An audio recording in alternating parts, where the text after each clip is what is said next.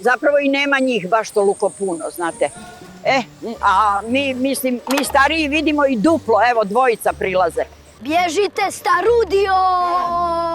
Jebo ih romobil! Neki dan mi malo đubre, brat bratu, ako nema 80 kila dijete, 6-7 godina, pređe mi preko prstiju romobilom. Jedva odam. Ajde uzbro, tako probajte, ako imate muda.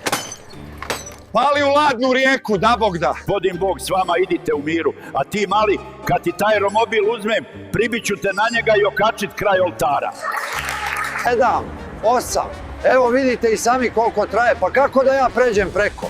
A reci mi sad da si snimio ovo. Neko će izgubiti glavu jednog dana. Bojim se zlato, naravno da se bojim, vidi. Zato nosim Bibliju i kipić Svetog Antona kuđe god ide. Jebo i romobil, da ih jebo.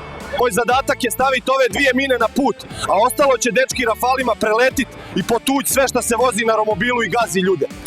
Ovi glovo piloti na ulicama su nemogući. Malo prije mi je jedan zapeo za kesu, odjednom leti juha, ražnjići. Zgradio sam neki buncek i pobjegao u park.